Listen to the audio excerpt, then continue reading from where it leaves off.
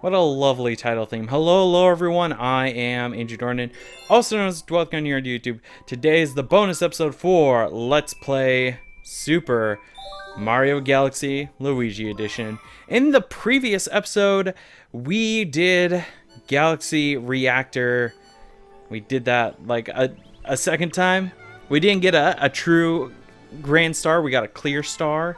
But, you know, we beat the game a second time, and I said my piece about the series, so if you want to know what I thought about Let's Play as a whole and my history with the game, you can just go to the end of the previous episode. Or I guess the finale of the Let's Play. Today is a bonus episode. First thing we're going to do is go to Grand Finale Galaxy. Are you prepared to travel to the center of the universe? Wait, I thought I could go to another world. Hold on, I may have misunderstood something. It's been a while. Give me a minute. Alright, so we have to go to the planet of trials. So let's do that. There's a fourth green Luma. In theory. Oh, I think I see him. Yeah, there we go. Hey, you want to go to Grand Finale Galaxy? Yes, I do. Okay, then. And away we go. Grand Finale Galaxy, the Star Festival.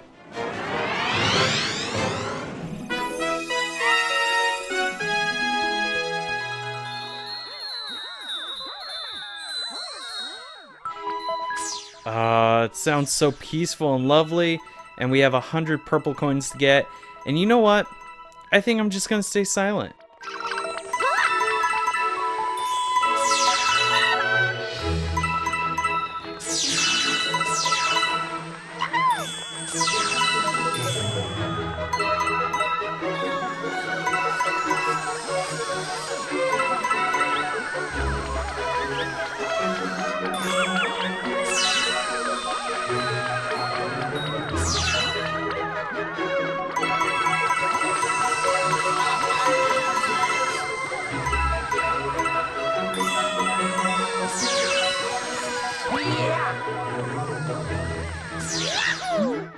Mr. Luigi, you gotta hear this. We did such a good job at promoting us to Royal Guards. With me as the Royal Guard Commander, nobody will ever kidnap Princess Peach again. Ever. Koopas, boobs, giant overgrown moles, whatever. Bring it on.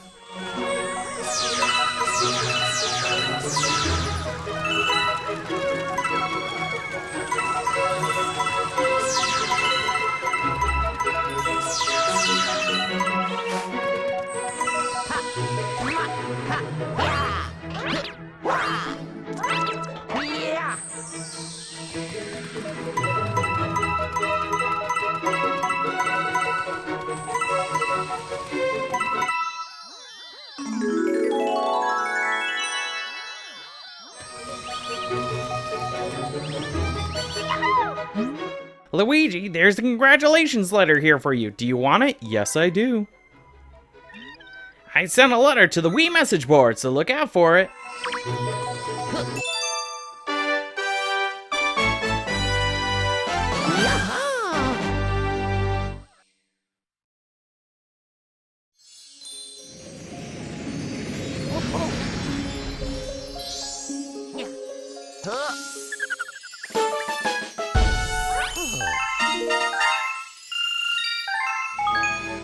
I do not wish to save my game. Now, you may have noticed over the course of our little adventure, we kept getting a message that said a new chapter has been added to the library. Well, here's the library. We haven't really gone into it at all, so let's go and do that.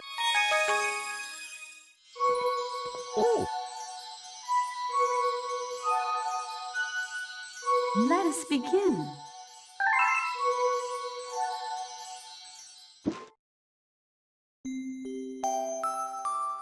Chapter 1, The Celestial Duo.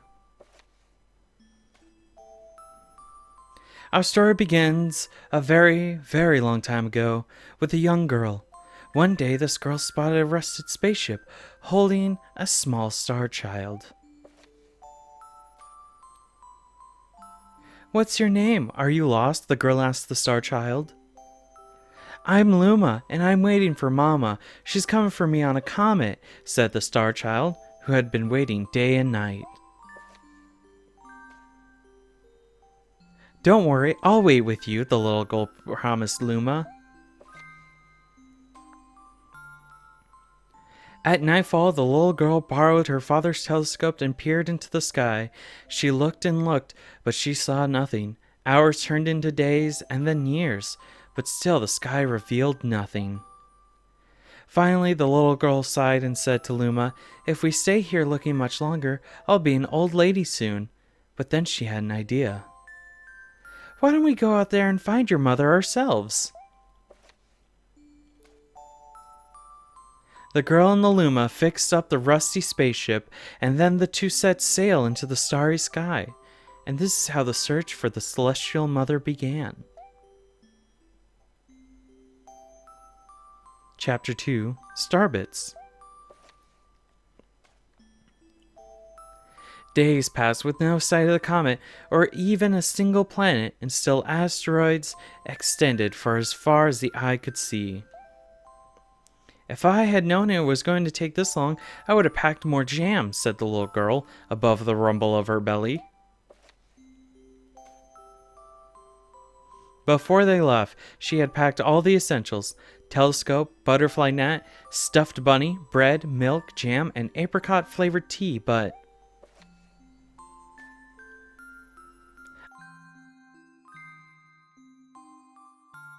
I forgot to bring water.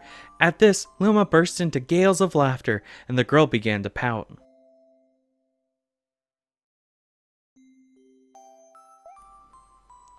"As long as I have starbits, I'll be fine," said Luma. "Want some?" The little girl couldn't stay mad after hearing this. Luma continued to laugh, and the girl couldn't help but join in. "Alright, maybe just a nibble." Leering far out of the ship, the pair began to collect starbits with the girl's net. They almost fell out a few times, but they kept on collecting. The starbits tasted like honey.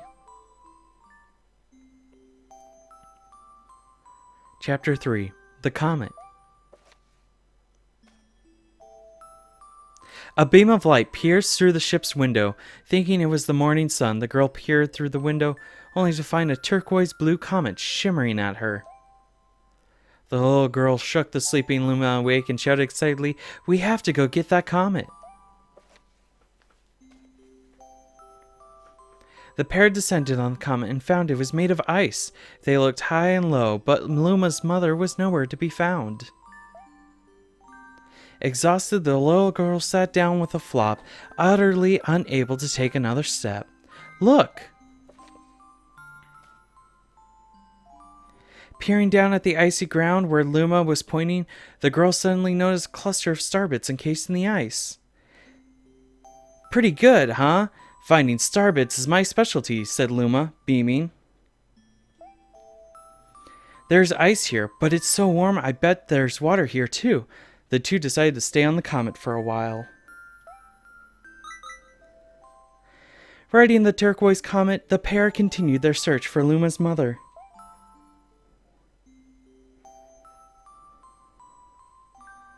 Chapter 4, The Dream.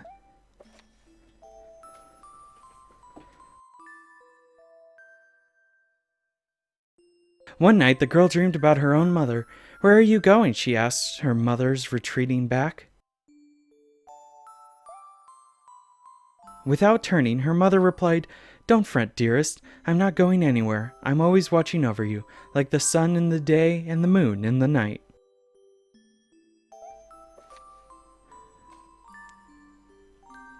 A wave of sadness washed over the girl. "What about when it rains and I can't see the sun or the moon?" Her mother thought for a moment before responding. "I will turn into a star in the clouds and wait for your tears to dry." When she awoke, the girl's face was damp with tears. "You have starbits in your eyes," said Luma to the girl. Wiping her face, the girl replied, "These are tears, not starbits. I'm crying because I'll never see my mother ever again." At this, Luma began to cry too. Mama, oh mama, wah.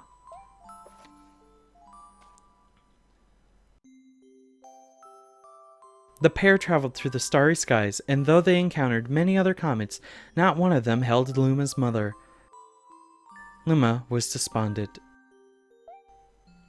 Now, Luma, the rain clouds won't go away if you keep crying, the girl said, giving Luma a squeeze. I'll give you a present if you stop. The girl closed her eyes and said gently, I'll take care of you. With these words, she felt a small spark in her heart. Chapter 5. Home.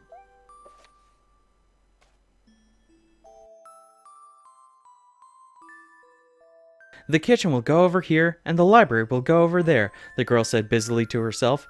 We'll put the gate here.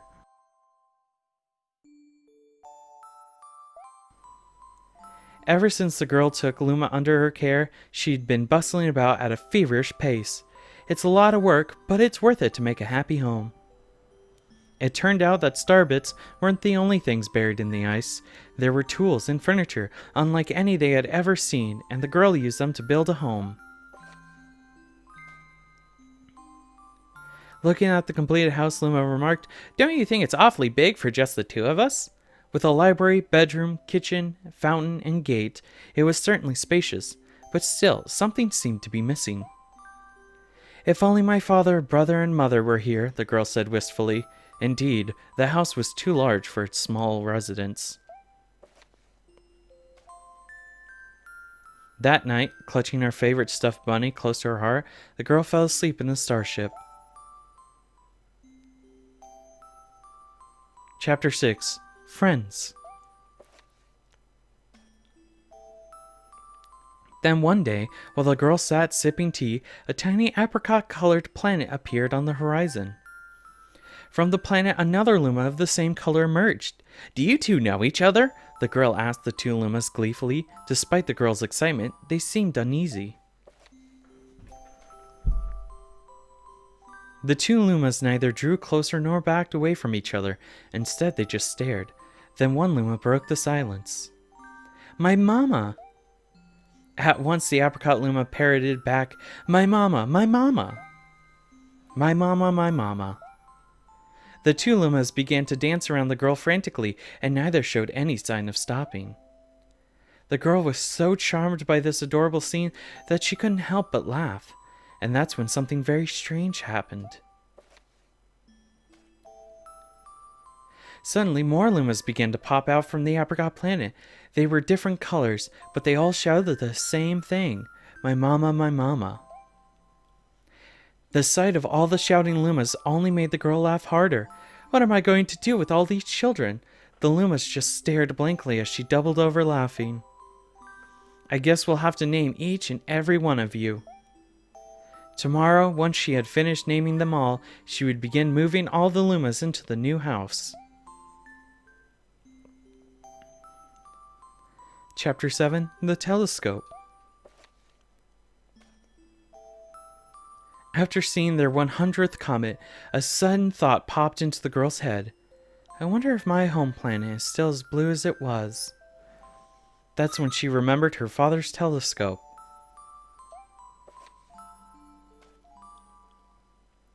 Peeking into the telescope, a tiny blue dot floated into sight. It was smaller than a starbit. How strange, it's so far away, but it feels so close. She twisted the knob of the telescope, and the blue dot grew until she could make out a grassy hill dotted with flowers. It seemed very familiar to her. Zooming even closer, a terrace on the hill came into view. I used to go stargazing there when I lived on my home planet. She remembered rubbing the sleep out of her eyes as she followed her father up that hill to look at the stars. She remembered how she and her brother would sled down that hill. She remembered having picnics with her mother on that hill on bright and windy days. And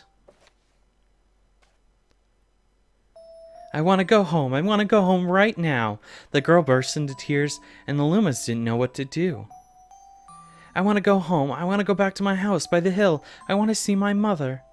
The girl was shouting now, her face wet with tears. But I know she's not there. I knew all along that she wasn't out there in the sky because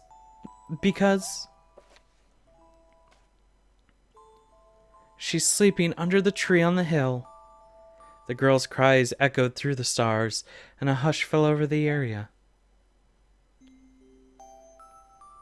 Chapter 8: The Wish. Though usually quite cheery, one day the girl became sad again. Luma drew close and tried to comfort her. Mama, you still have me. And don't be sad about your mama, because she's a part of you. That means she's always close by. It's like me. I love starbits because they remind me of my mama. No, no, the girl said, unable to stop the tears. A lonely look flickered across Luma's face, but it was soon replaced by a wide grin. I have an idea. I will transform into a comet, a soaring comet that can carry you all on this journey. With that, Luma, trailing bands of white, soared high into the sky and just as quickly started to plummet back down. Kaboom! Kablam! The ground shook and a bright light poured out of the crater that the Luma had created. The bands of light twisted to form a comet trail. And then Luma emerged, reborn as a comet. The girl could scarcely believe her eyes. But how? She kept asking. Our destiny as Lumas is to transform into different things, said a red Luma who had suddenly appeared. Stars, comets, planets, we become all of these things.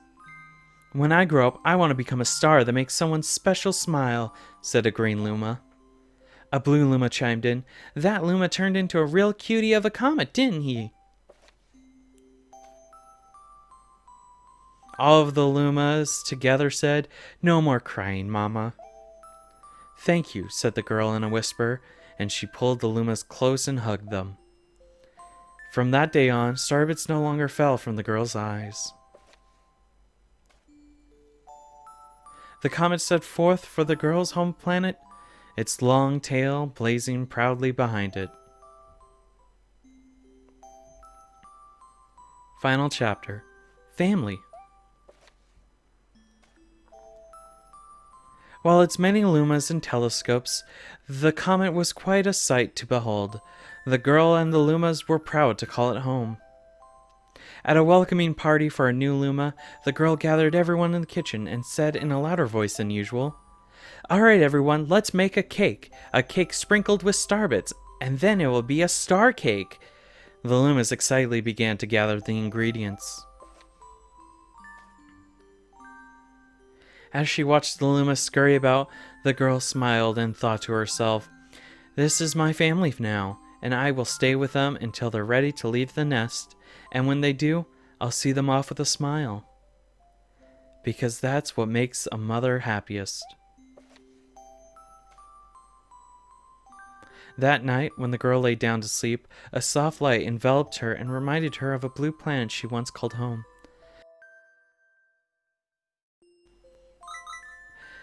But it would be nice to return home once every 100 years to nap in my favorite sleeping nook.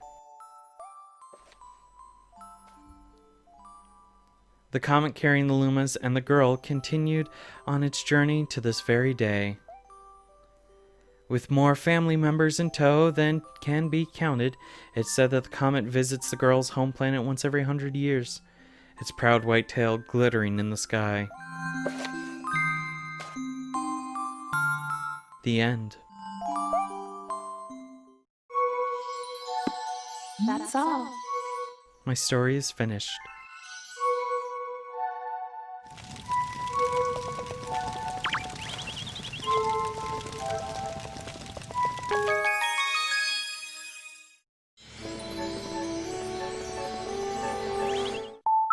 So, now that we've taken care of the library, it's hard to come back full of energy. So that's why I use so as a little buffer. We are actually going We should probably save. It'll be fine. Excuse you. Quit. Save progress. And then I'm not gonna quit through that. I'm actually going straight to the Wii menu because there's something that I want to show. So when we went to Grand Finale Galaxy and we talked to Mail Toad, we got this letter. Super Mario Galaxy. Dear Luigi, congratulations. We would like to send you a galaxy-sized thanks for saving all the Power Stars and playing to the very end. Until next time, the Super Mario Galaxy staff. There are quite a few Wii games that had interactivity with the Wii message board. Not all of them work anymore, but it's really nice that Super Mario Galaxy still works because it's all localized within the game.